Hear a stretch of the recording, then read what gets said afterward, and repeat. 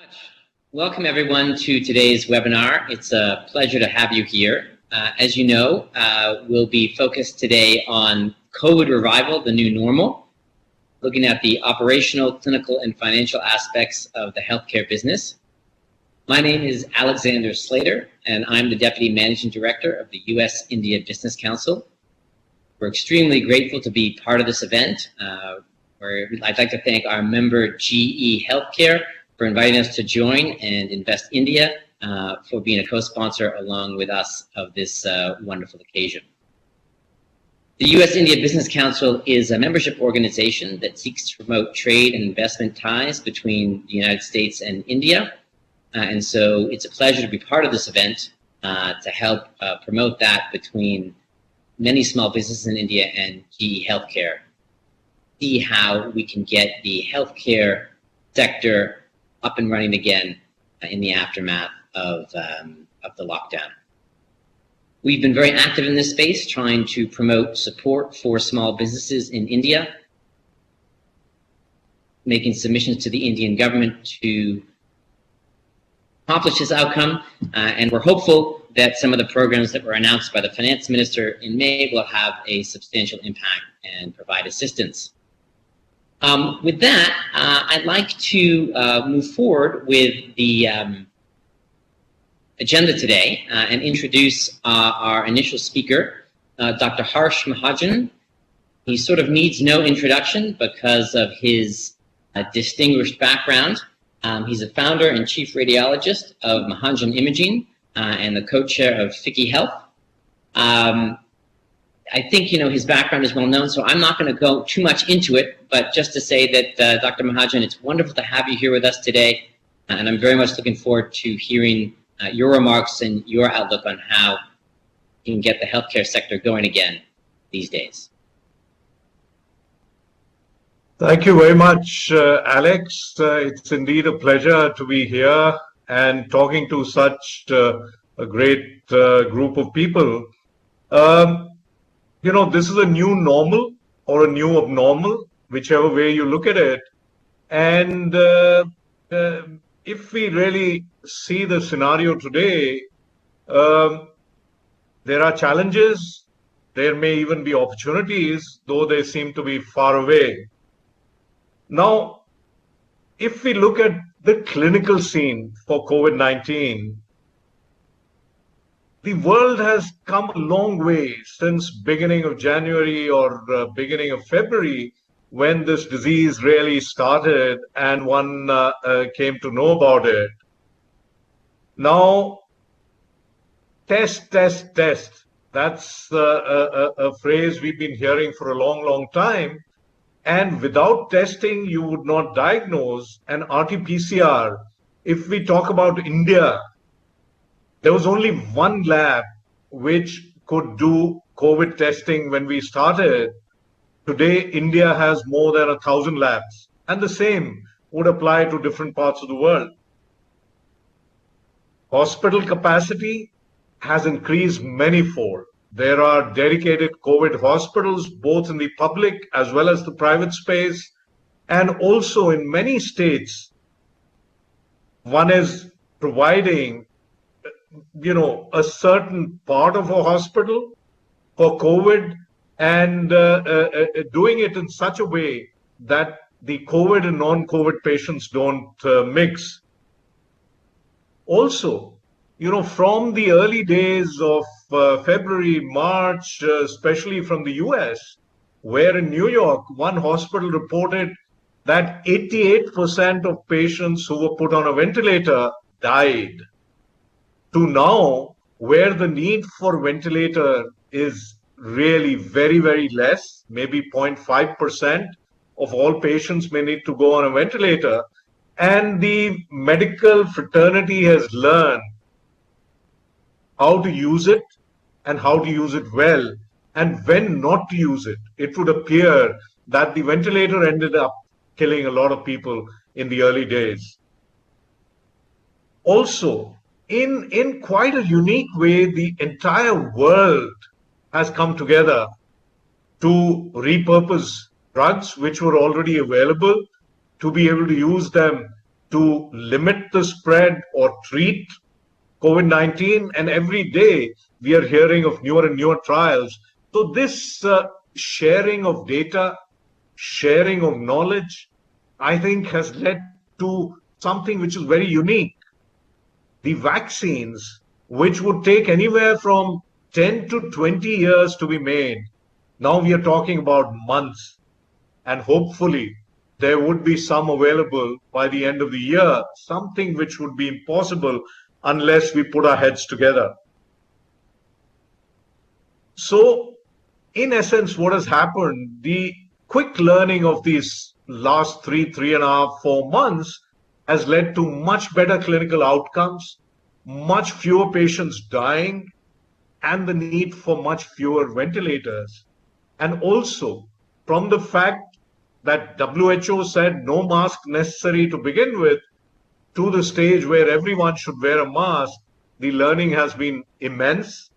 From the fact that we thought 3 feet far away is enough to 6 feet, to now knowing that it may also spread through the air conditioning system and that we need negative air conditioning.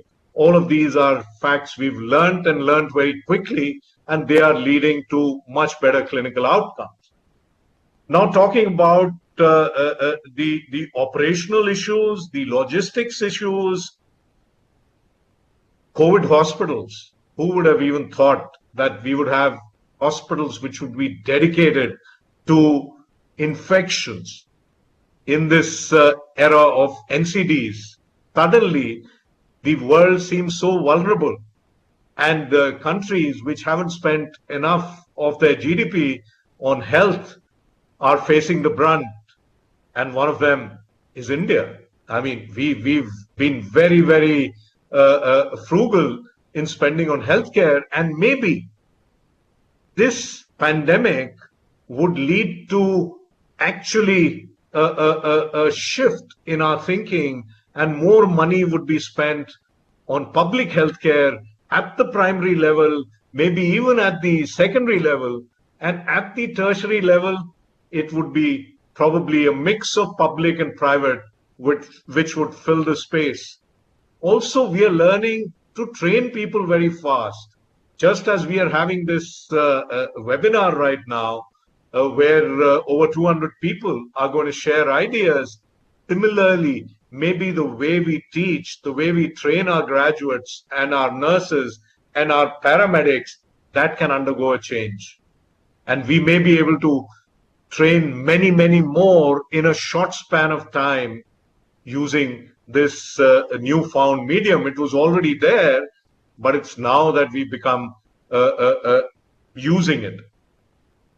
Then the repurposing of hospitals, changing them, using one block for COVID, another for non-COVID, or using a part of the building, the top 3 floors for COVID, separating the air conditioning, the AHUs, getting negative air conditioning going. This has all been a learning experience, and this has been very, very good.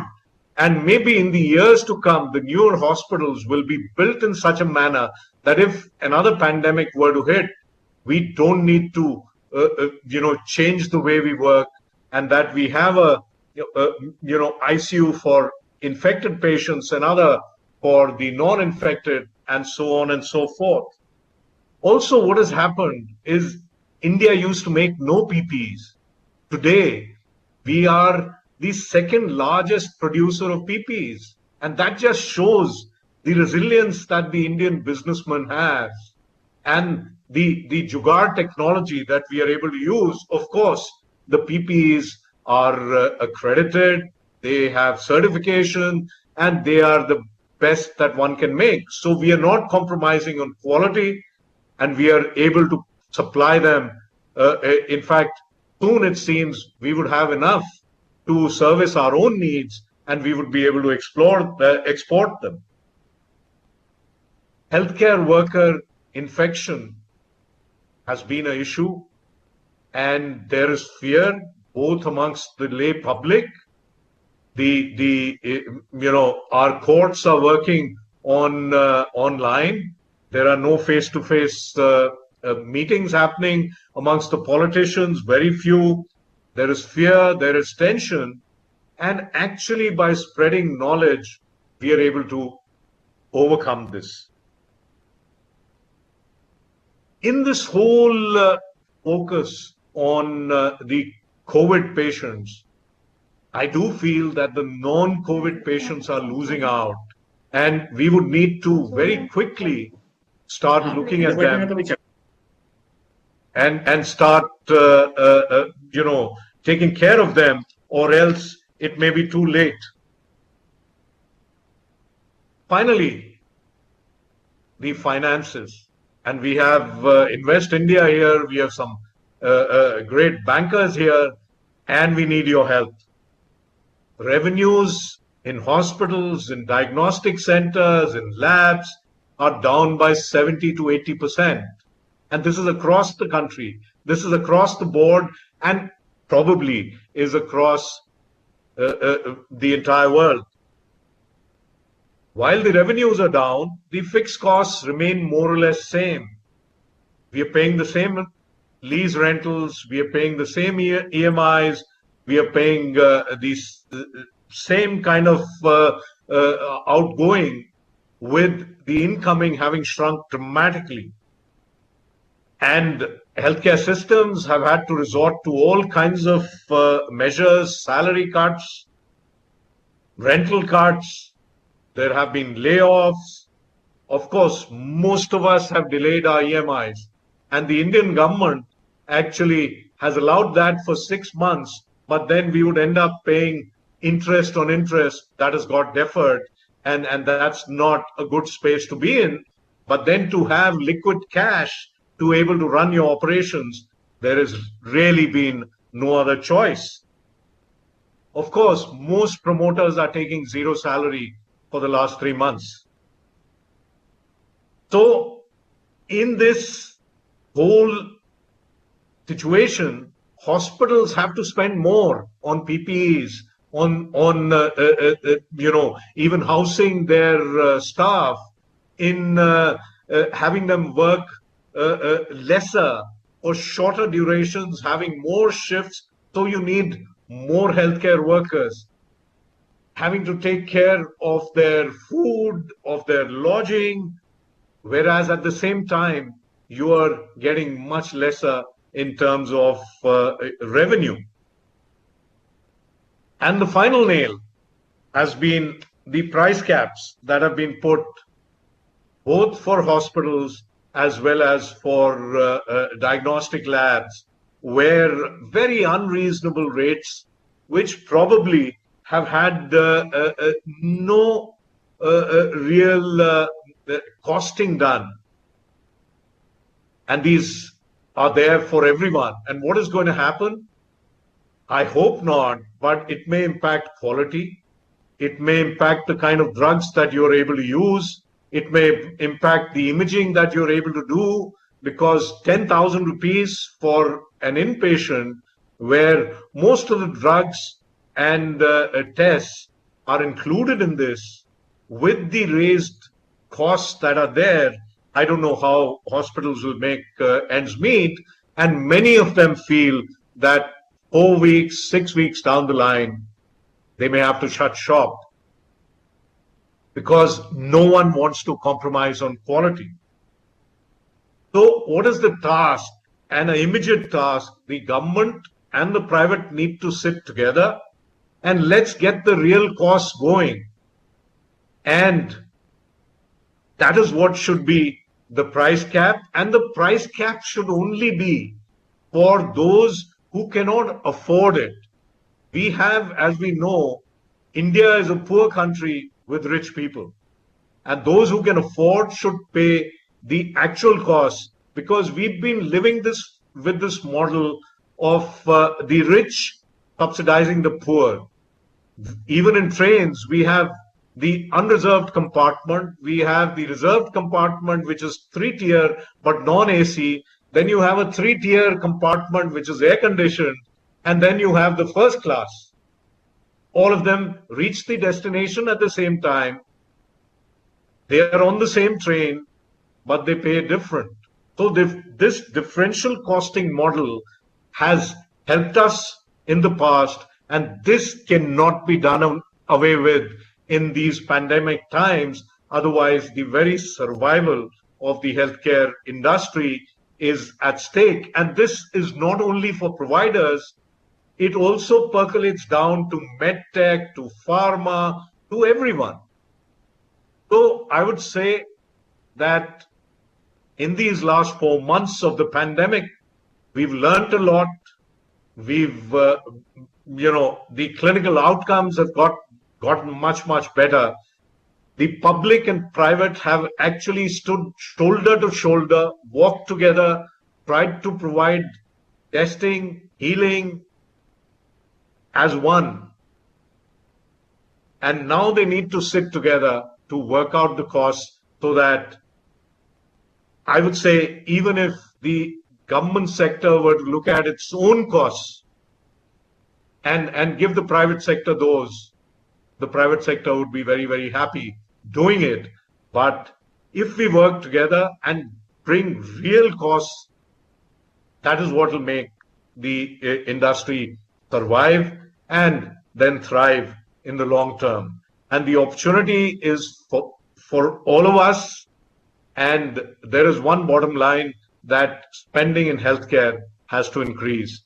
Thank you so very much. And back to you, Alex.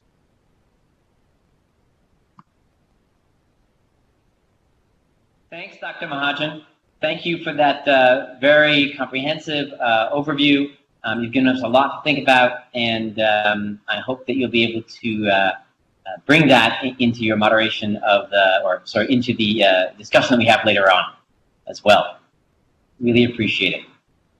So at this point, I'd like to shift gears from our keynote address to the panel discussion, where we have a truly distinguished set of speakers.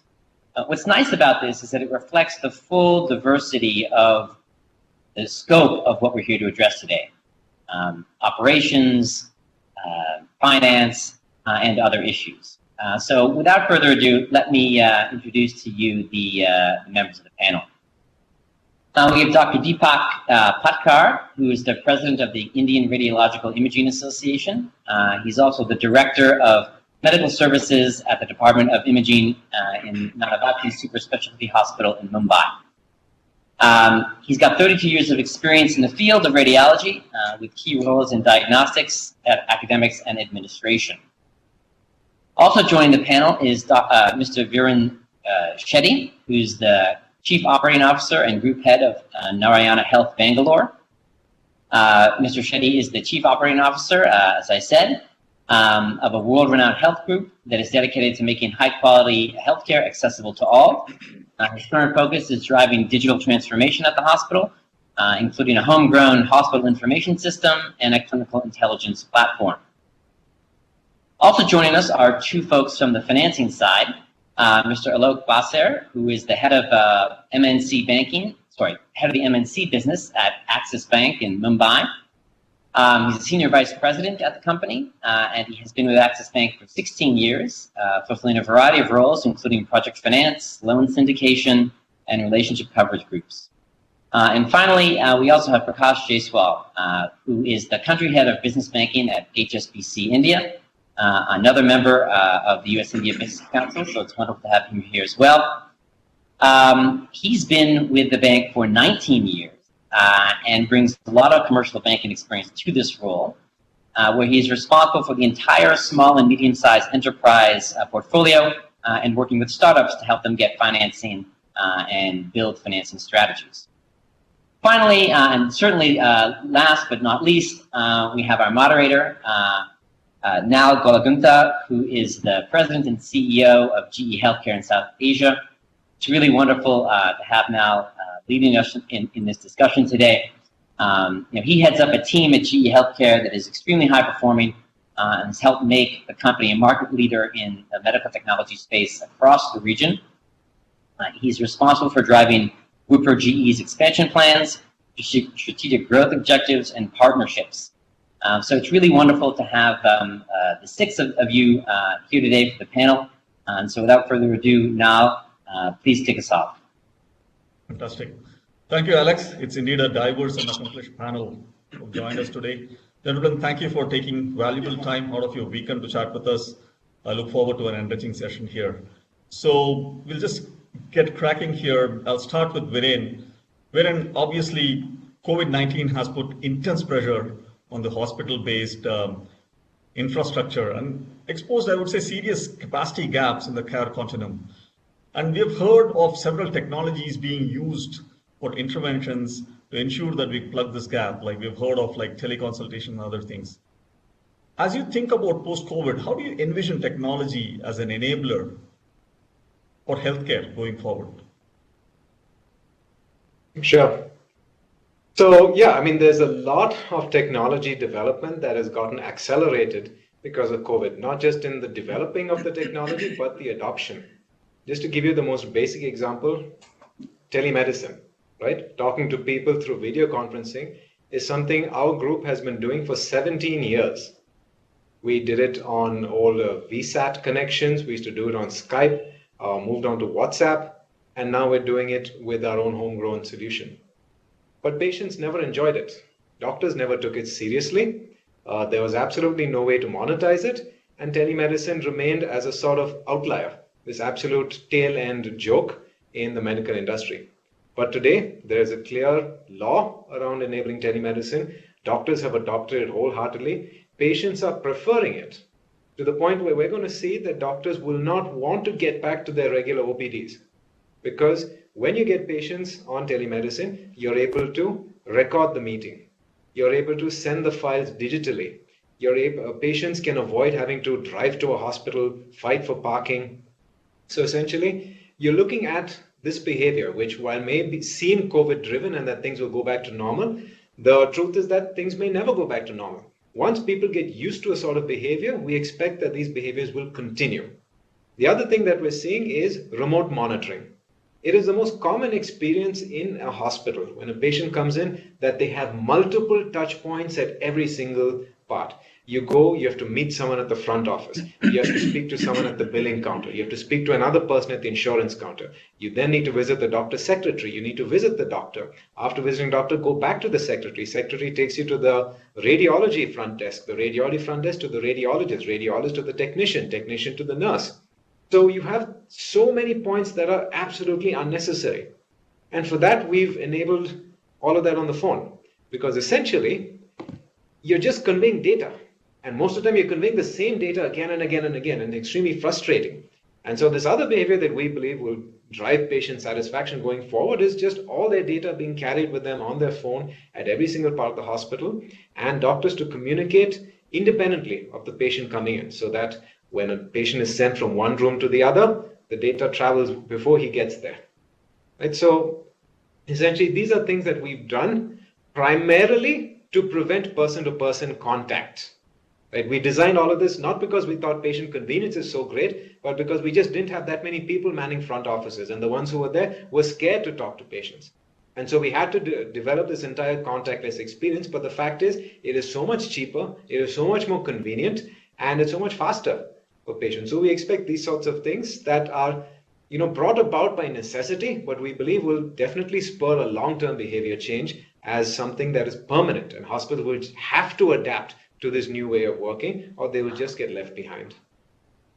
Yeah, great point there. And I think even as much of it being a tragedy, I think COVID has become a tremendous change agent for us. And I hope as we get out of this, like you said, the habits get held on and we hold on to this. So that's fantastic. Thank you. Dr. Patkar, I'm going to move to you.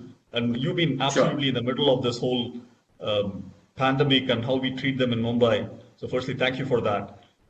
One of the questions which has come up again and again over the last couple of months is there seems to be this fear factor among the general populace in visiting hospitals, diagnostic centers, and other healthcare facilities due to just this perceived risk of infection to some extent.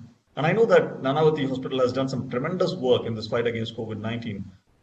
As you look beyond, how do you see the industry overcome and make sure we build these confidence building measures and get the patients and care provider connect and interactions going again? Right. So as you said, we started our work from 15th of May, 15th of March. We treated our first patient on 22nd of March.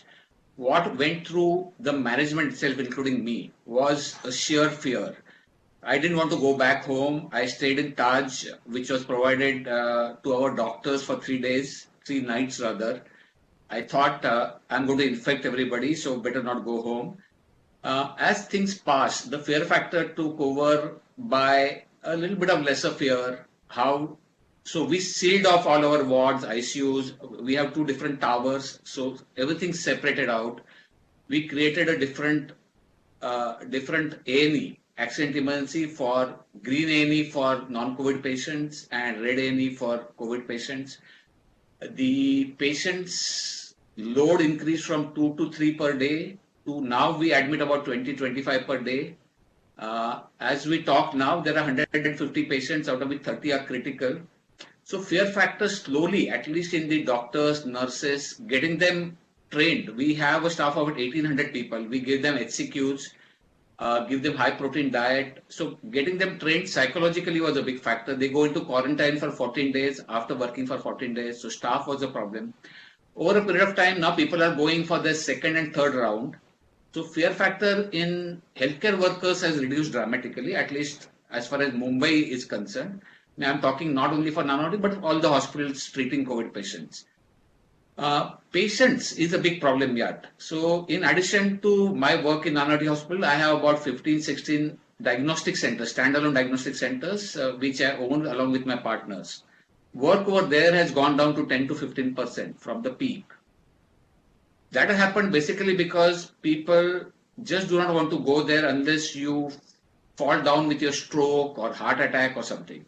The routine work of backache, neck pain, pain in abdomen, pregnancy, deliveries, people just don't want to do anything routine.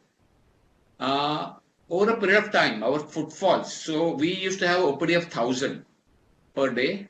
It went down to about 30, 40. Now we are back to about 115. I'm talking on non-COVID work. So people are getting accustomed to getting used to getting back to work. Little bit of unlocking has helped. So people have started moving, and people have now understood that this is here to stay for next 6 months, 1 year, 2 years maybe. And there's no way out. So people have started moving out. People have started visiting hospitals. Our footfall is now back from 80, 90 to 120. What has happened is the other routine work has gone to teleconsultation. So teleconsultation for us, we do teleconsultation for across Maharashtra and some other states in Gujarat, Madhya Pradesh, etc. So which is about 100 patients a day. That has gone to about 300 plus. So it's a combination of adapting yourself, which has happened. People will start dialysis work, which is dropped. There are people who would require that treatment, radiotherapy. They're going to come back first, and then hip replacement, knee replacements. People who are bearing pain will slowly come back. So as people understand that this is here to stay, and it is not as dangerous as people thought to be, things will come back to normal. May not come to the normal. The normal may be new, and it will be combination of digital health and the actual health, and that will happen. So footfalls may not come back to 1,000. They may come to 500 or so. The rest will happen on telemedicine. Okay, I think that's heartening to know, and you tied back to the point Viren was making, that technology is here to stay, and probably you won't have the full footfall coming back, but they're still being addressed. The healthcare concerns are being addressed. That's fantastic. Prakash, I'll move to you now. If you heard the keynote from Dr. Mahajan, clearly we talked about the financial stress the entire industry is going through. Some of it driven by the COVID, some of it was there even before to that extent, right? And it's very heartening to hear the Honorable Finance Minister talk about the support that she's providing, close to 3 lakh crores of collateral-free loans for MSMEs. And obviously this is something which has generated a lot of interest in the industry to see how best they could leverage some of these grants which are being made. So how do you think the healthcare industry can benefit from a scheme like this? No, thanks. I think good evening, everyone. Thank you for joining in. I think it's a great opportunity for us to share our views. I was listening to Mr. Mahajan, and he put it so nicely, saying the revenues have gone down and cost has gone up. I just hope this doesn't stay. We all know virus will go back or go away sometime.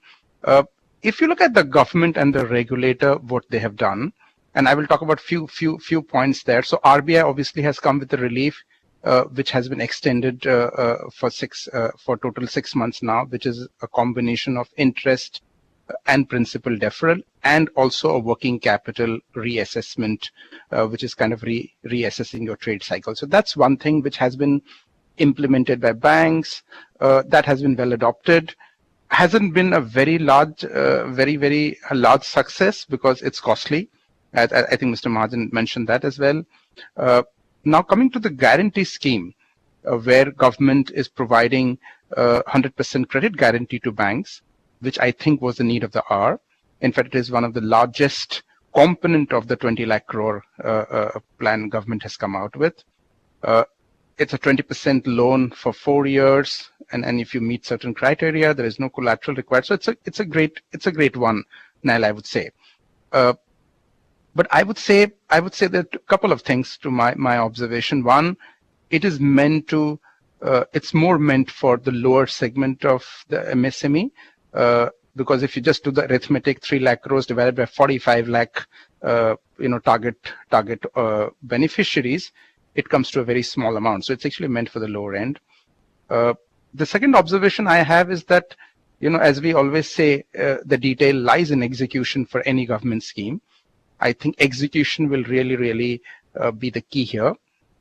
As we all know, government has been, the department has been very closely tracking, tracking like a target kind of thing, sales target kind of thing. They do send daily updates, and they are in talks with various banks to ensure that it gets executed well. And I think who will execute it, Nal? I think it's people like us will execute, a lot of industry bodies will execute, state government, bureaucrats, banks, and authorities will execute. And I hope and pray it's executed well, because that's how the whole distribution to the needy people will go, right? In addition to the guarantee scheme, government has also come with 2 more things, which I think the audience would like to hear or will be helpful for them to know. One is the stressed SME support. So if you have an SME, if you're an SME, which is an NPA or you're in a stress, there is a 20,000 crore subordinated debt kind of relief which has been allocated. It's expected to benefit 2 lakh SMEs in the country. We also have an equity support thing, which has come out. 50,000 crores equity fund would be put in place, which will look at taking equity stake in MSMEs, right?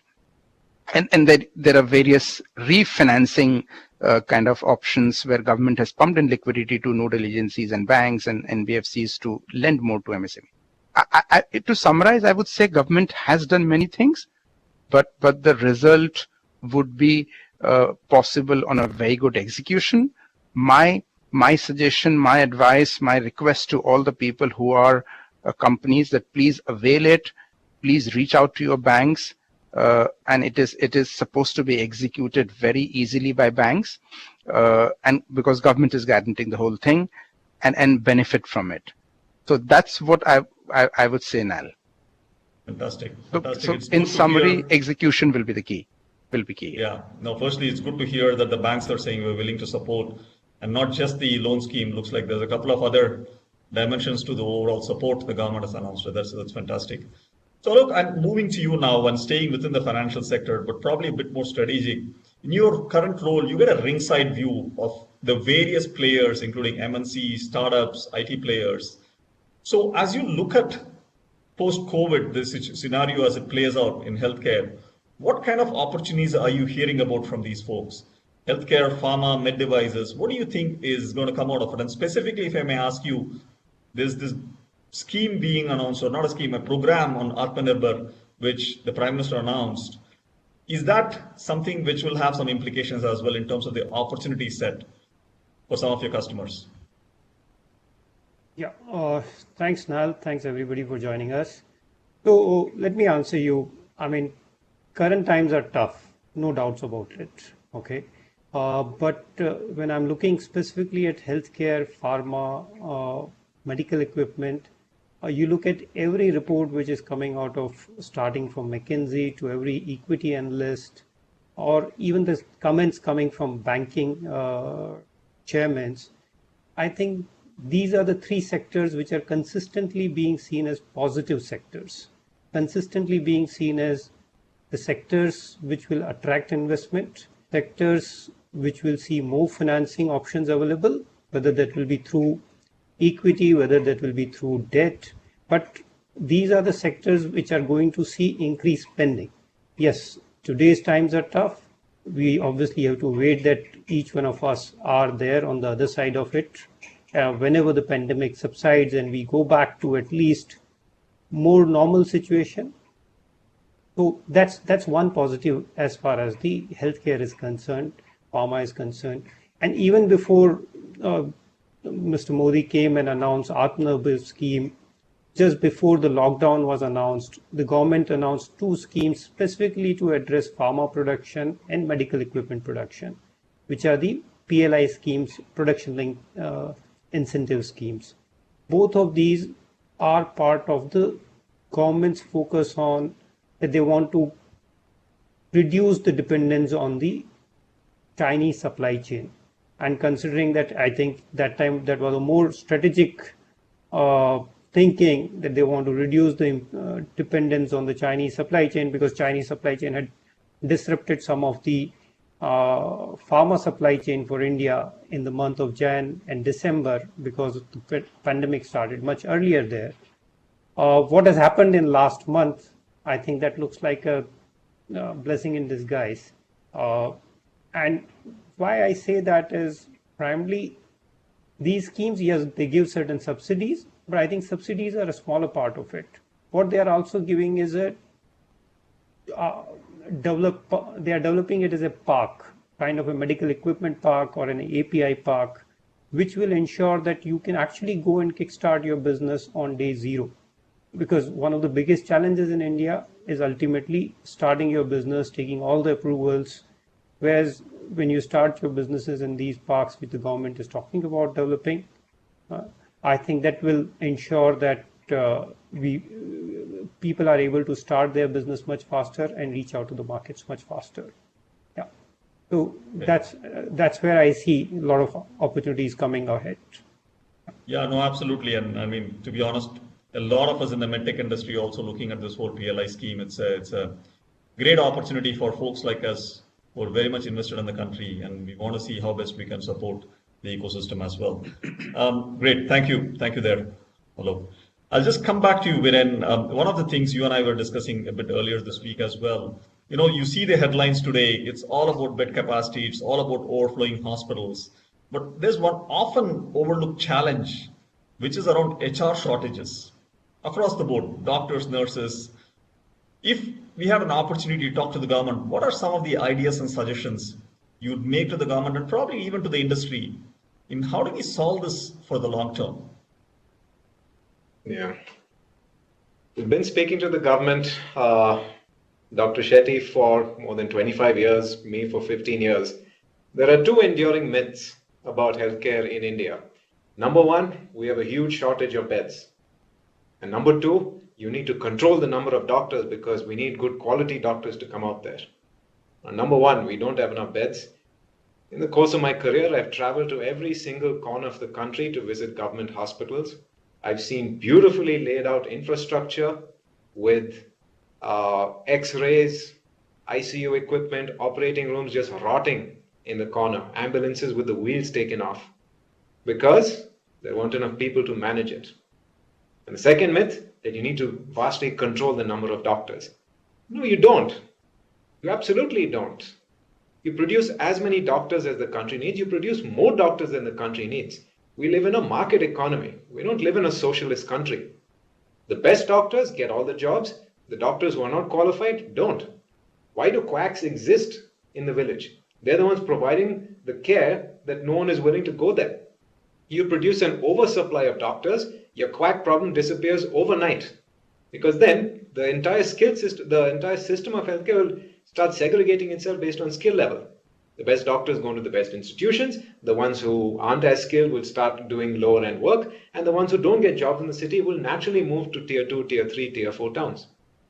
We produce 25 million children a year, and there is a massive jobs crisis. Now, it doesn't take much to train a doctor. We're not constrained by raw material. We're not constrained by some precious resource you need to dig up from the ground. This is not like oil. Humans are an infinitely replenishable resource and are the most important resource for the future. So we've told them time and again, remove all the restrictions, let anyone set up a medical college. There's no reason why hospitals like ours, which have better infrastructure than most of the medical colleges in the country, if not the world, are not allowed to train doctors. We can train the best doctors in the world. But we don't want to invest in things like badminton courts and swimming pools and dormitories. Students can sort themselves out. And today, there are colleges that are operating without any classes. So for the past 50 years, everyone kept saying you need buildings, you need all this infrastructure to give out degrees. But that's not true anymore. And they're doing it. So that means the past 50 years were a lie. So anyway, so I would say that if this is not a wake-up call, then there is absolutely no point. We might as well just give up now. If this is not a wake-up call to how bad this is, we stopped the entire economy of the country over a disease. We stopped the entire economy of the world over a disease. This was a health crisis first and foremost. There are some that argue we need not have gone for lockdown if we had a sufficient number of doctors, nurses, ICU beds, ventilators. We needn't have. You just calculate how many people would get it, and then you start sorting them out and figuring out how many beds you'd need. But because we didn't have that, we had to chop off both our legs and bring the economy to a standstill.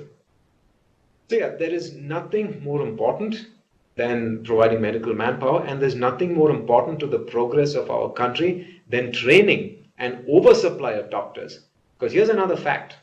Once this lockdown lifts, once things get over, you will be shocked at how quickly huge numbers of medical staff are going to emigrate. Because in the West, they've run out of doctors, they've run out of nurses, and huge numbers of them are retiring. And they don't want to practice medicine. The children of the citizens of developed countries get into finance, engineering, software, easy jobs. This is hard work. And all our doctors, all our best doctors are going to go there. So we shouldn't just look at providing doctors for India. We have to provide doctors for the whole world. And we have enough people to be able to do that. So I would say there's simply no point in looking at restrictions and controlling for quality, because quality sorts itself out.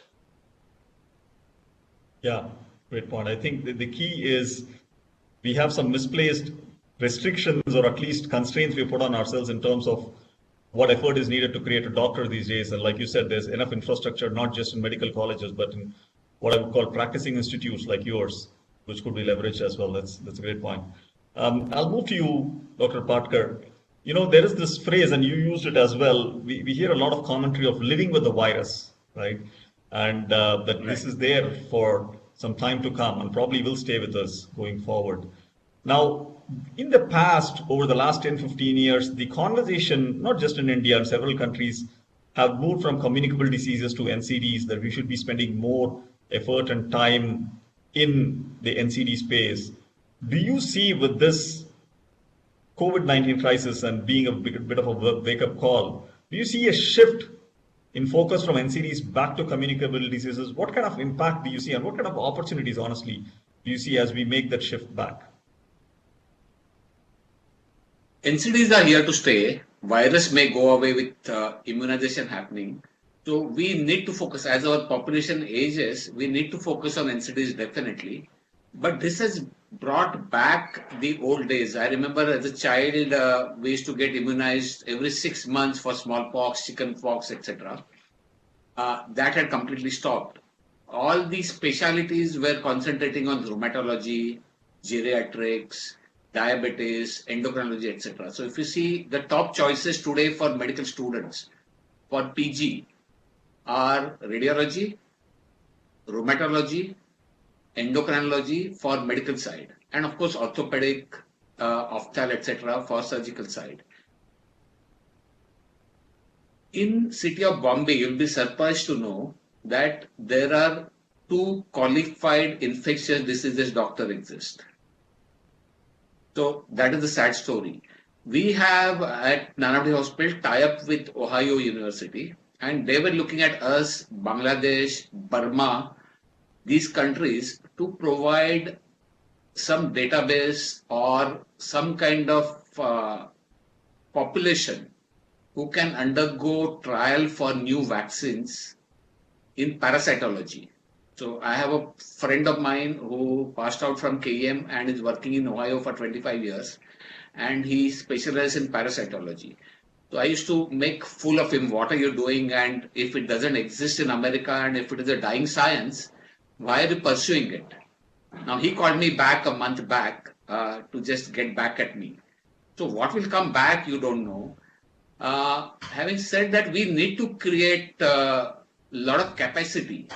So our Kasturba Hospital, which is supposed to be the biggest ID hospital in the town, 25-acre space, was lying vacant, had no infrastructure at all.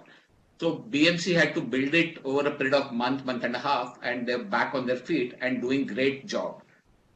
So creating this kind of infrastructure, which may not be utilized, is not really a private sector responsibility. It is the responsibility of the government. Ohio State is funding millions of dollars in parasitology because they know you don't know when it's going to come back. Our government does not do that. This is not a viable proposition. This is not going to get you money, but this is going to protect your population. This is going to protect your country. Like everybody else is saying, everything has come to halt. If we were prepared for it, lockdown is not the only solution. We would have been better prepared. We would have had more personnel handling this. So while doing all this, while treating treating the patients of COVID, we had a huge task of reorienting our staff. So all the tertiary care hospitals, whether it is Narayana or Nanavati Hospital or Max or anybody else, we are tuned to treat quaternary care. So we specialize in bone marrow transplants, kidney transplants, liver transplants, oncology. Primary care and infectious diseases is not our specialty, and that's not what we were built for. Having said that, we have adapted very quickly, tried to do whatever we can. So when somebody said that China built a 1,000-bedded hospital in 10 days, I was laughing off. But we created our 150, 200-bed facility specifically for COVID within a matter of 1 month. So I know how it works. So when there is need, you turn around and do as much as you can, but that's not the way to function. If you want to look at how it happens in China or America, we are far behind. Okay, great point. I think the key point there is it's almost like an insurance policy in some ways. You may not use it all the time. Absolutely. But there comes a time when you wish you had it at that point in time. I think it's a very good way of looking at it. So that's very helpful, Dr. Patkar. Thank you. Prakash, coming to you, we have seen this whole healthcare industry being challenged by multiple issues over the past couple of years. We started with an NPA crisis, which started creating a bit of liquidity crisis for us. Now we have the moratoriums, and we see some diffidence among the funding agencies in driving more liquidity into the healthcare system. In your view, what would it take to turn the tide around and ensure financial institutions like yourselves will turn back and say that, okay, we are willing to put credit flowing back into the sector again? What would those triggers be for us to get a lot more healthier inflows of funding into the healthcare industry? Yeah, I think, Nal, this is not easy. I would say, so if you look at the banking today, while this is a very low interest and high liquidity regime, we all know that, but it's a very difficult credit environment, right? In fact, I heard somebody saying we didn't enter the COVID well economically, right? So, and that problem is there. We can't, and banks are credit averse because of the whole credit environment. And we all have read and seen, we have read and heard saying banks have so much of liquidity, there are no takers, or there's no demand, or there is no giver. Right? So that problem remains. I would say a couple of things. I think if you look at a macro level, I can take HSBC's example. Globally, healthcare comes in the top 3 sector priority for us, right? In India, as some of you guys would know, we are working very closely with Niti Aayog, the ministry, and the other think tank like Invest India and METI to build out a complete ecosystem and help with ideas and global expertise, financing, obviously, right? So I think long term, India is 4% of GDP, right? 4% of GDP is healthcare. UK and US is upwards of 10. So long term, I think there's my personal view, and I think our institutional views, a lot of investment will happen. I think the current time is a difficult time, but I'm sure we'll get over it. If I talk about diagnostics in particular, it's a $10 billion market, I'm told, to grow at 14% CAGR, and there will be so much of investment and money will coming in. If you look at the healthcare from a credit risk or a lending risk perspective, it is a high risk sector. It is very capital intensive. It needs long-term financing and stuff like that, right? Those things will continue. I would say you have to. And this is particularly relevant in the current times, you have to go to the set of financiers, either on the debt side or the equity side, who knows you, right? If somebody knows your track record, your expertise, it's better to go to them. So that's one. And I know some of the audience of the session are MSMEs and smaller businesses. It always makes sense to go to the set of guys who knows you, right? Because today numbers, everybody is looking bad, right? But banks are lending. We have been in business supporting our customers because you know them. So I think that's one advice I would give. I would also say there are certain micro aspects of a business or the finance which we should focus on. And this is the time which has triggered us to focus on it more. Cash flow management, right? DSO management. Not all small businesses have paid a lot of attention. A lot of startups haven't paid attention on that. And that will improve cash flows for you. Use digital banking solutions, both on the collection and payment side. A lot of work has been done in the country over the last 4 or 5 years.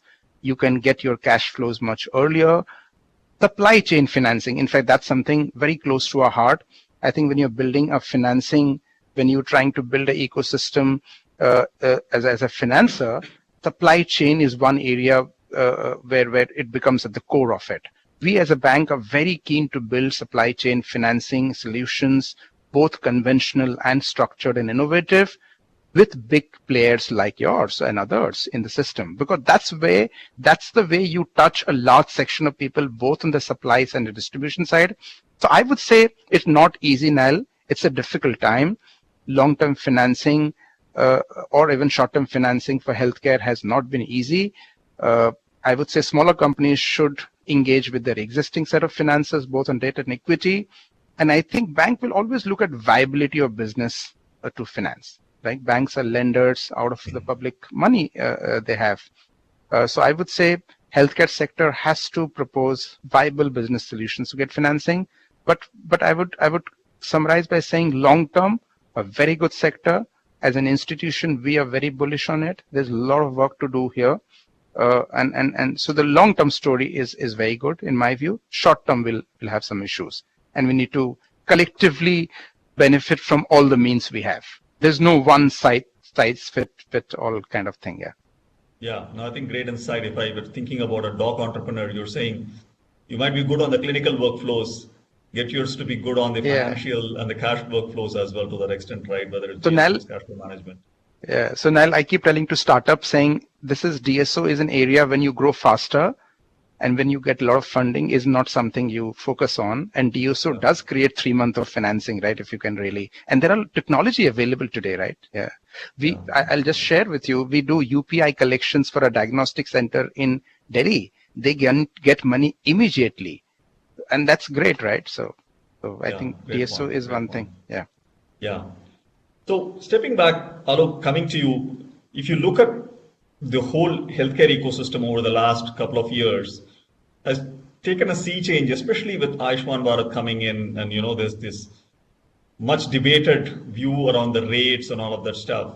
But if you were to look at it from a financier perspective, with opportunities like Ayushman Bharat and the government saying that they're going to spend a lot more into public sector healthcare, they're at about 1.5% of healthcare spend. They want to take it higher. How do you see that playing up in terms of the opportunities for the healthcare system? How do you tap into it? Nal, I think Ayushman Bharat, very interesting opportunity. It is giving additional patients to the healthcare sector. That is true, okay, which were not reaching out to these sectors. But as Prakash said, Ayushman Bharat is also creating a problem of DSOs, okay. Government doesn't pay on time. Ultimately, there has to be either the government starts paying on time, or can we bankers create some solutions where financing solutions against the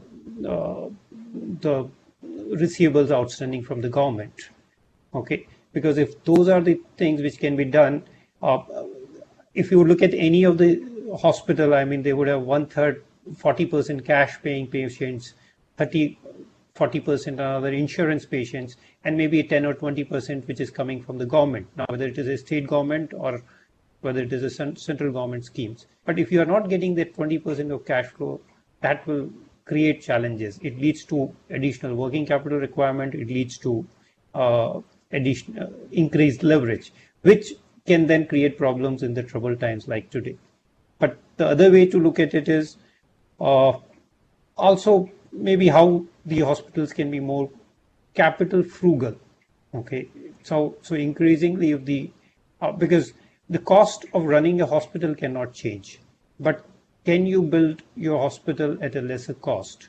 Because if you're talking about any of specifically the large scale hospitals, I think the break even for some of the hospitals can be very, very high because of the high real estate cost involved, because of the long construction period involved, which in India, say, though in a COVID times, we are able to build a 1,000-bed or even a 10,000-bed center in a space of a month or 2 months. But if you are talking about a greenfield hospital, it can take really, really long time because of all the permissions involved. And with that, what happens is the banks, and when we are looking at these 7 long gestation period of development and break even, the financing can be a challenging thing in India. So when we are looking at the larger scale hospitals, I think the next round of financing is going to come more from the private equity, more from the alternative source, because the banks, as Prakash just said, are going to remain conservative, because we always analyze what has happened in the previous year. And though we might look at, okay, no, FY20 was a normal year, but even then FY22, we are not going to say that you will achieve what you achieved in FY20. So I think the cost frugalness is the way forward to actually maximize the benefits of the boom which is going to come in, and to actually attract more investment, whether from the equity guys, whether it from the banking guys. Yeah. Great point, Alok. And I think the point on frugality, and I'm going to take it back to Viren. NH is obviously very well known for providing quality healthcare at absolutely rock bottom prices to that extent, and they're extremely well known for frugal healthcare to that extent. And if you look at it, healthcare is in India predominantly an out-of-pocket expense and extremely capital intensive. So for folks who are starting to look at this industry, and new entrants who are looking at it and who want to succeed in this new context of Ayushman Bharat, what would your advice be as the COO of NH, and what you folks have pioneered and succeeded with? Yeah, my advice to anyone wanting to start a hospital is just turn around and run very quickly in the opposite direction. There are a couple of reasons for that. I'll enumerate. Number one, your cost of capital is much higher than your return on capital. So, unless you have this very rich grandparent who's giving you unless you have too much money on your hands, this is a money losing pit, at least from a 10-year standpoint. The other, there's a tremendous shortage of medical personnel, nurses, and so on. If you add more infrastructure and you don't have sufficient manpower, you will then just drag manpower from the next hospital and you'll be paying them a premium on that. So his economics were not that great, and you've made yours essentially just worse. The other is that Ayushman Bharat, for many of the procedures, it comes below your cost. I'm not even talking about, very low margin. I'm not talking about a break-even margin. I'm saying this: you will literally lose money on Ayushman rates for 80% of the procedures that are on there. So you absolutely cannot build a business model on this, which is not to say that young entrepreneurs shouldn't try. We absolutely should. I think there are a lot of interesting companies that have come about that are trying to, apply some kind of OYO model around nursing homes. There are other startups that have looked at software and AI. A lot of those, but they're not as important. They're all just nibbling at the fringe. A lot of insurance tech startups. I think one of the most under-recognized reasons for why healthcare's delivery is so poor in India is the lack of a payment mechanism. And you simply cannot have a situation where 2/3 of the country is paying cash for healthcare. No middle-income country worth its name has such a large percentage of people paying cash. So there has to be universal insurance, but the fact is the government cannot provide care for everyone. If they are covering BPL, that's only the bottom 40%. The private health insurance only covers the top 10%. So that leaves 50% of the country that's left out. Just not, they clearly are a market for health insurance, but whatever is being sold out there doesn't address their needs. It is too expensive, or it's not packaged properly, or it's, people just feel there's no need for it. So I would say someone should look maybe not necessarily at building more hospitals, because it will still take some time. But if you have a deep interest in the healthcare sector, there are a lot of ancillary things you could do, or even interesting models on training and education, or working with hospitals on supply chain and bringing some efficiencies. Those things I would say are a lot more useful. But just the old, I'll put one more hospital in my nursing in my small town I come from, name it after my great grandfather, and all will be well. Not true. Most of the hospitals end up coming to large groups and saying, please buy us at some point in the future. Yeah, no, great point. And I think it goes back to the previous point you mentioned. Maybe infrastructure is not what's needed, but basically all the enabling factors around it. And maybe the play is in that and not try to create brand new infrastructure, which, like you said, it's almost like the airline industry. Branson said this, like, if you want to become a millionaire, start as a billionaire and very quickly become a millionaire, right? So it's a little bit of that. So greenfield, stay away from it, but there could be some ancillary opportunities. That's a great point. I want to be sensitive on time. So Dr. Patkar, last question to you. And I mentioned this earlier as well. Government has announced that they're going to double their spend in healthcare to about 2.5% of GDP by 2025. And with the lessons that you have learned from the crisis, we've all learned from this crisis, any insights to the government policymakers on how they should steer this increased spend? Going to be a very, very difficult process. So first, somebody has to really think through how they're going to go about. And like Mr. Shetty has been saying throughout, it's not just building buildings and creating infrastructure and providing finance. That is probably the easiest of the lot. We'll have to start from square one. We have to create personnel. That means building medical colleges, providing professors. Medical college, Mr. Shetty talked about is one part. Getting professors is impossible. I get a call every Monday from UK to be a visiting professor and work there with no questions asked, just with the CV that I have. Same thing used to happen 10 years back. From across the country, you will get a call saying, be a visiting professor, come once in a year. Can you beat that? If medicine can be taught once in a year, then the doctors that they're going to produce.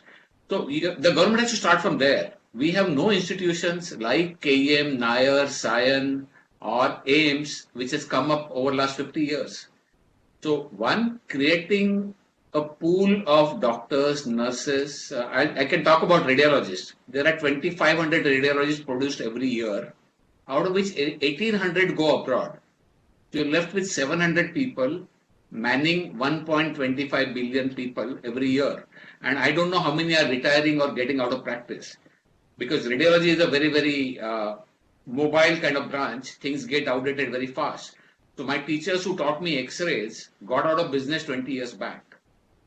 So a very liquid, fluid kind of a situation. So unless you keep reinventing things, so it has to start from there. Building hospitals, providing infrastructure. Now, if our healthcare is going to build around low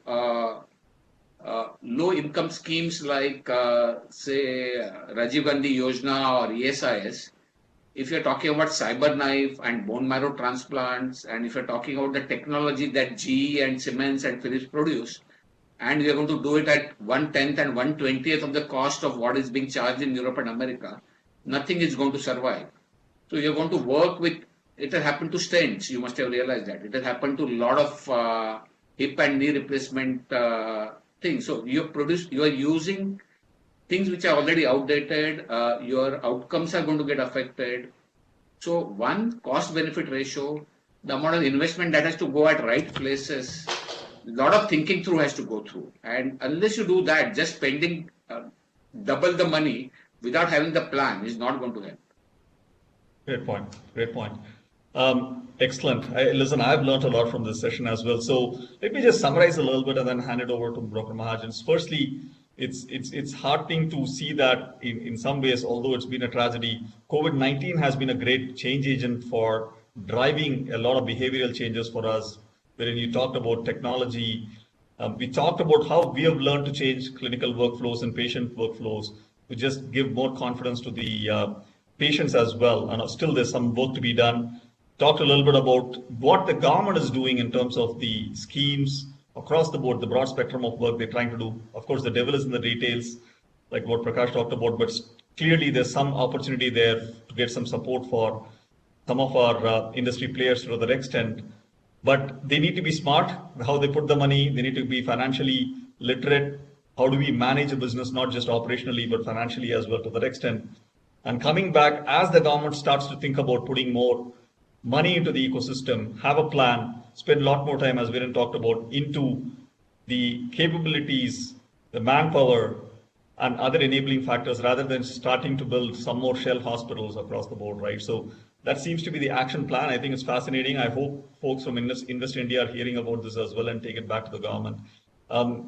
Gentlemen, thank you very much. It's a phenomenal panel. Thank you for all the insights you've given us. I hope the listeners have gotten smarter from this as much as I've learned from this panel. So thank you very much. And with that, Dr. Mahajan, I will hand it over to you. Thank you. Thank you, Dan. Thank you very much, Nal. I must say, there was a lot of passion, as you can see, especially on the provider side, both Deepak as well as Viren. Without passion, I don't think we would survive. And it's the passion that has seen us through over these years, and more so now when it's become even more challenging. And of course, we can't survive without the other three of you, Alok and Prakash, who were equally passionate and, for a change, wanting to lend money. And that may be because of the pedigree of people who are wanting to borrow it, if they want to borrow it. And of course, Nal, without you, where would we be?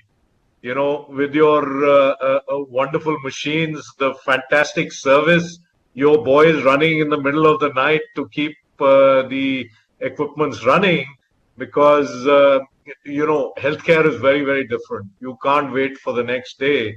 I must say, over these 30 years of my relationship with GE, we found that your service there is passion in those boys, and maybe it's because of the milieu that we all live in, that when you see a patient survive from, being nearly dead and walk back home, that's a different kind of feeling, which I think most people who are not in healthcare cannot even imagine. And maybe that's why we continue working in this field, because there's so much more to it. But then we have to pay our bills. And I think both Viren and Deepak have brought out very clearly, because Ayushman Bharat, we worked with the government very closely the past 2 years before the rates came out, and then suddenly they just came out.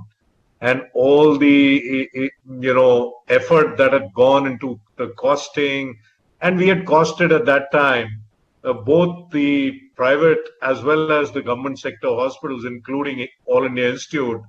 And it wasn't surprising that the costs in both the private and the government sector were similar. What was surprising really was that the costs in tier 1, tier 2, and tier 3 were also similar, though the input costs may have been different. you'd be surprised. We were surprised at that time to know that doctors take home more money when they are in tier 2 and tier 3 than doctors in tier 1. And real estate, of course, is more expensive. Combine it with the fact that the government still continues to charge commercial rates for land, for power, for water, for everything. And so, as someone has said, this is the government, and this is not about this government, it is about all governments wanting to do socialism with the private healthcare providers paying the bill. And that cannot work for very long. So thank you very much for this, wonderful session. And this has also, got us a lot of people on the, in the group thinking, and we have a spate of questions. And the first one, what is the outlook of technology adoption to change the way hospitals are designed for the future? Can that lead to newer business models and revenue streams for hospitals? And any particular aspect that sounds most promising? That's open to both of you, Viren and Deepak. Anyone can take it. Viren can start first. Yeah, Viren is young, so his thinking is very different from Deepak and I. My background is also in civil engineering. So hospital construction is something I did for 5 years when I started out. Fantastic. You're right. A lot of the paradigms that we had around hospital design are quite outdated. There is a lot, actually, we're going back to basics, in that older hospitals were much more spread out, had a lot of fresh air, had a lot of circulation. And the fact is, modern hospitals were built on a very compact, very modular fashion where things could be multi-purpose and reusable. But if we believe that COVID is a reality and will keep recurring, we have to go back to the older hospital designs and look at ways that things can be shuffled around very quickly, and there are areas that can be, done so that there's no cross-contamination. But fact is, there always has to get balanced against the economic reality. And as Dr. Mahajan said earlier, government is very happy to charge market rates for land. Hospitals don't get any exemption. So there's no question of having, 40-acre AIMS type campuses anymore. Those simply don't exist, except maybe medical colleges.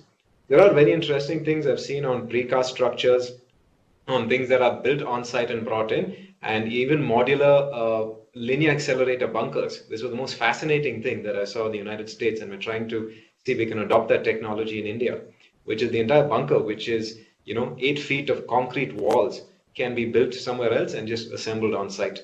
There are quite a few things that can be brought in, irrespective of COVID, but just to put a little bit of context here, none of that is going to reduce the overall price of healthcare, because your capex is a one-time investment.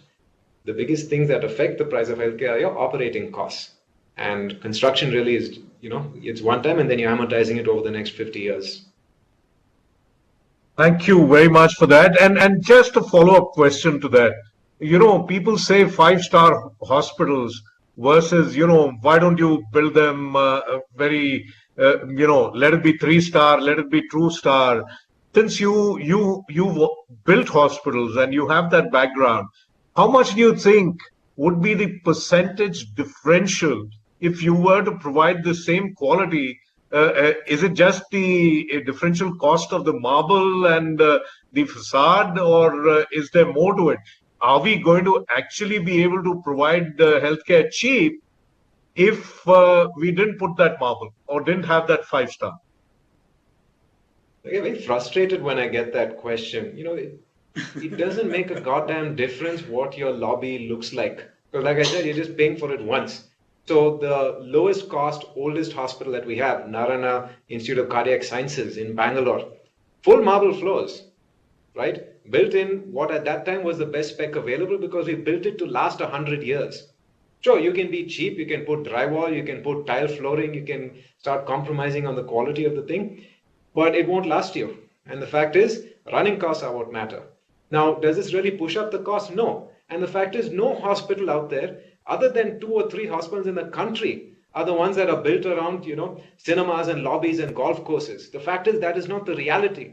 The reality is nursing homes, hospitals that are built out of reconverted apartments, hospitals that were just empty shells built for office complexes that got used for some purpose. So you can't use the exception to justify the norm. Healthcare is not expensive because someone put a fountain in the lobby.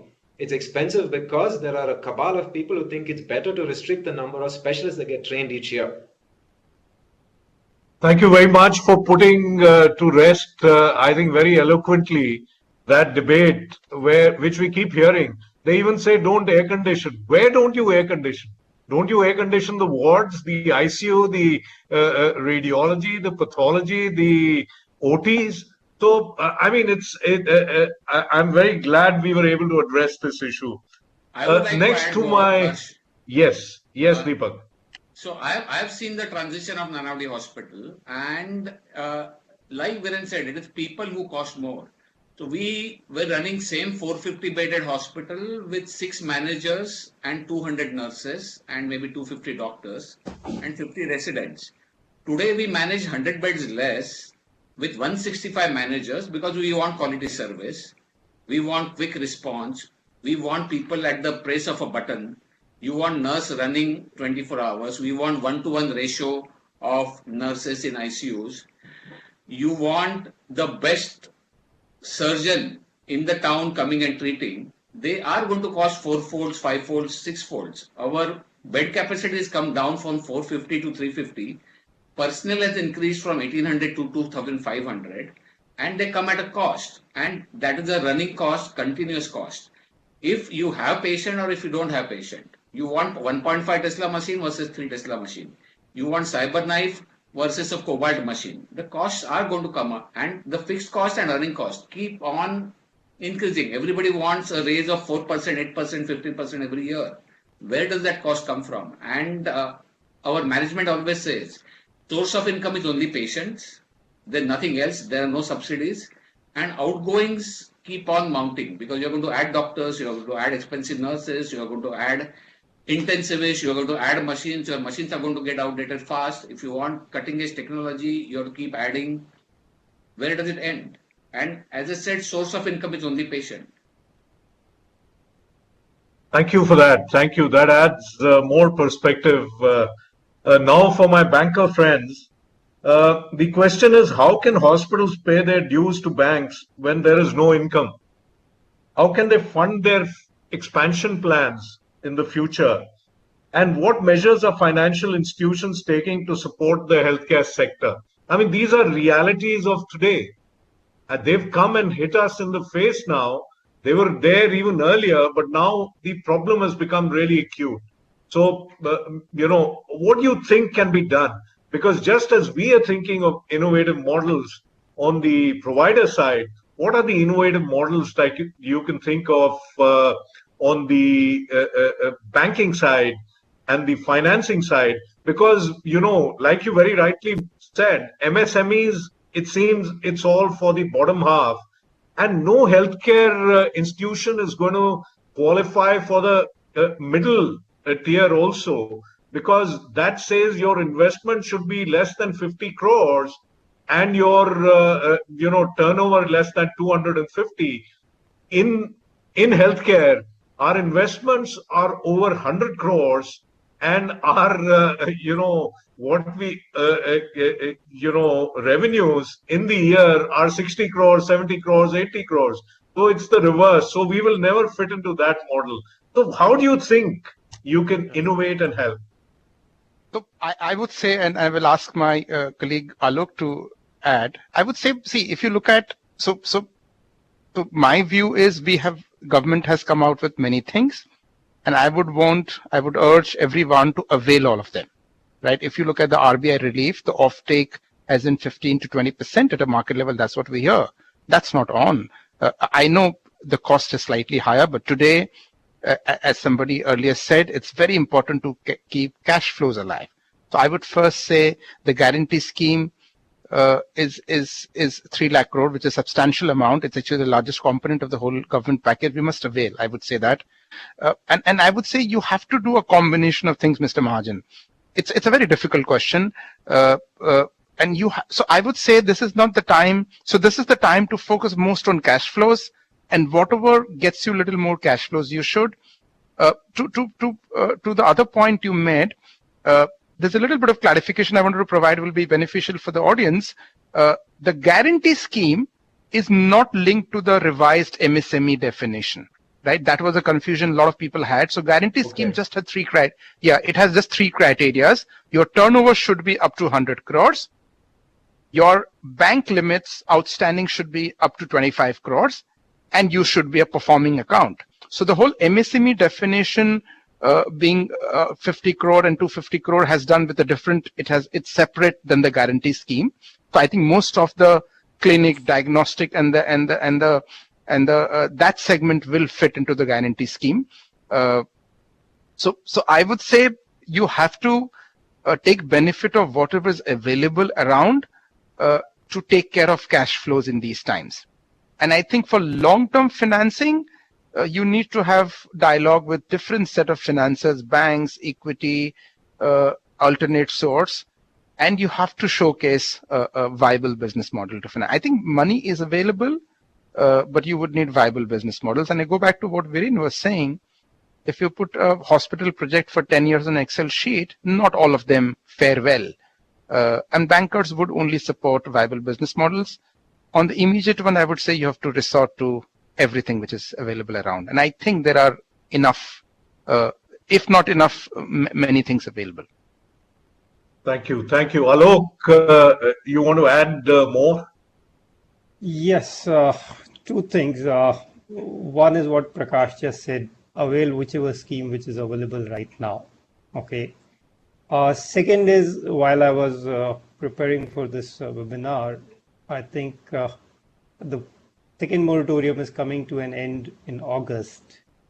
It looks like, and at least it looks like, it is not yet official, but for last 4 months there was not even a sound of that the government or the RBI is going to do any kind of a restructuring, one-time restructuring, which they are going to allow.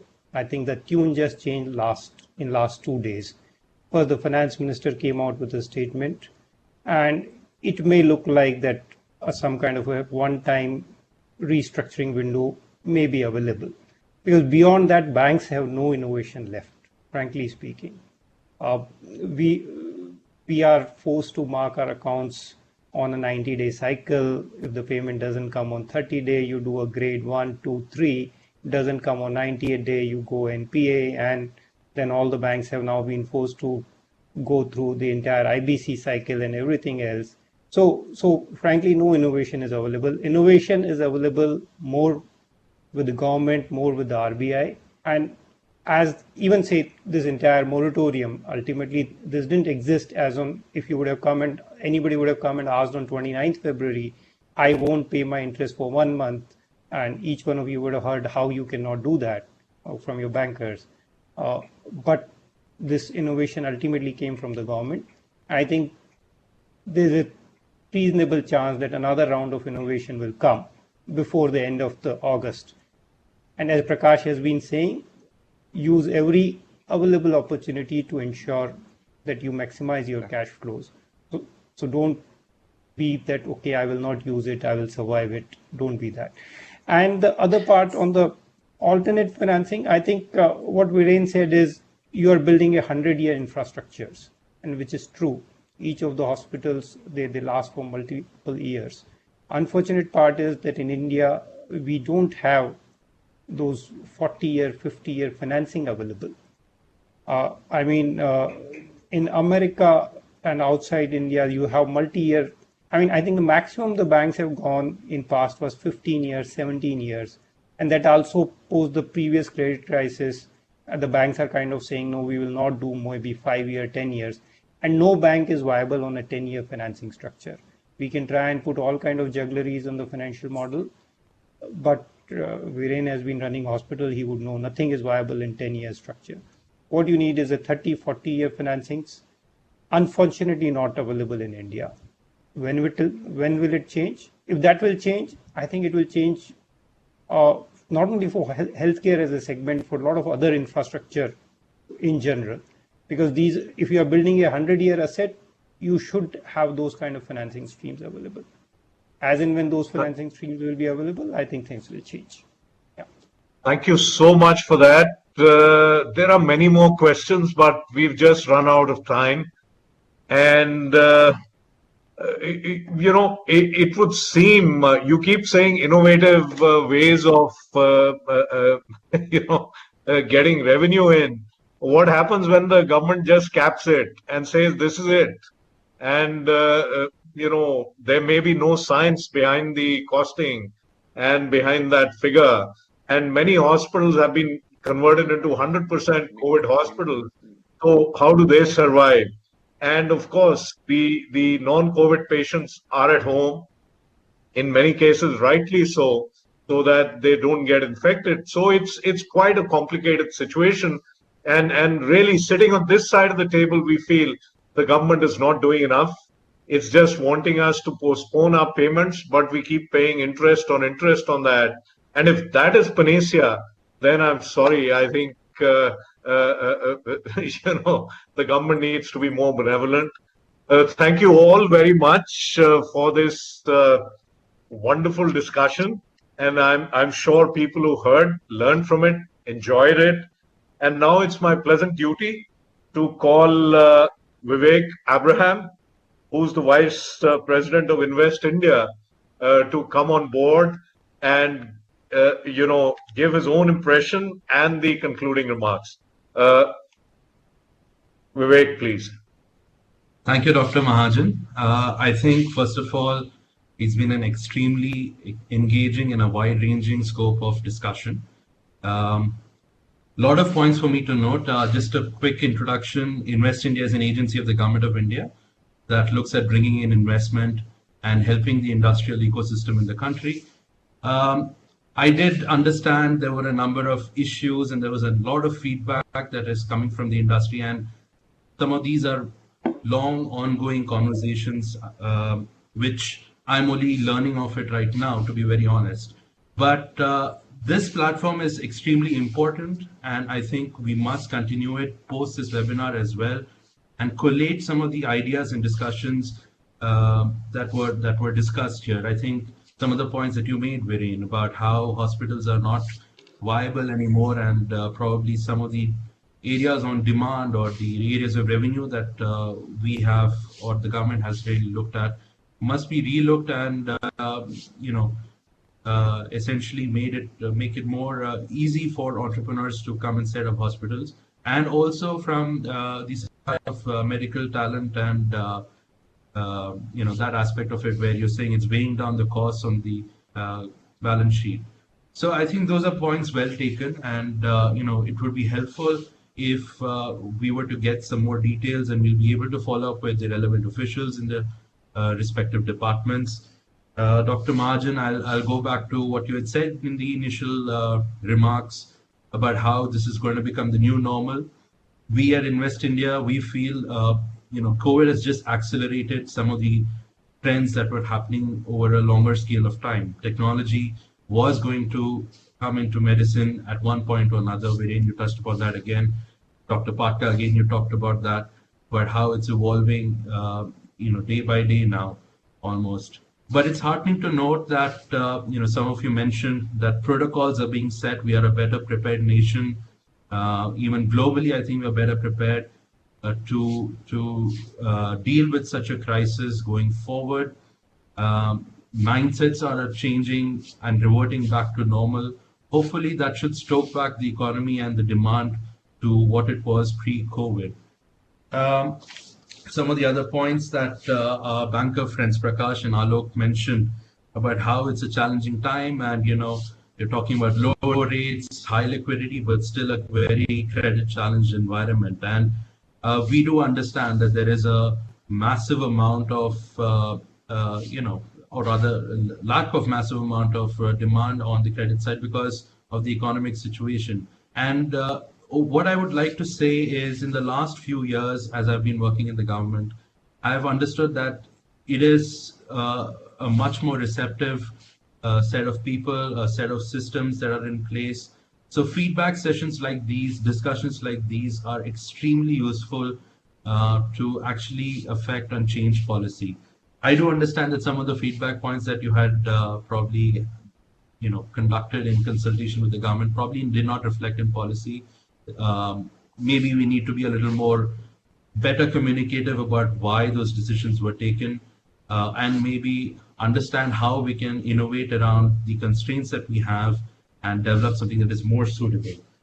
But all in all, I feel this was an extremely insightful, very honest, very frank discussion, something that we in the government really feel contributes to our policy and the way that we think in taking these decisions. I must thank Nal from GE Healthcare, one of you're one of the guys or one of the companies in the country that has been here for one of the longest times, probably about 100 years now.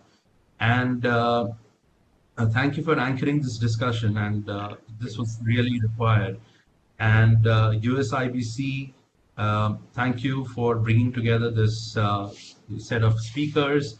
And you've been a wonderful ambassador of US investment in India, and I hope you continue to do the same. And all of the panelists, I think all of you made extremely pointed, incisive remarks, which I have noted copiously. I was doing that precisely over the last 90 minutes. And lastly, but not the least, all of the attendees. You are literally at the front line, and my kudos to you, and continue doing the brave job that you're doing, even despite the disasters and the crisis that you're facing.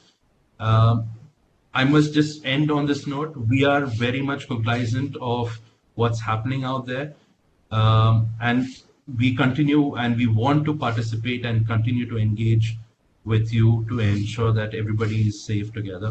COVID has shown that we can work together and we can align together on the same objective. I'm sure in the next 6 to 8 months, we will continue doing the same to overcome the next set of challenges. Thank you very much. Thank you, guys. Thank you. Thank you. Thanks, Vivek.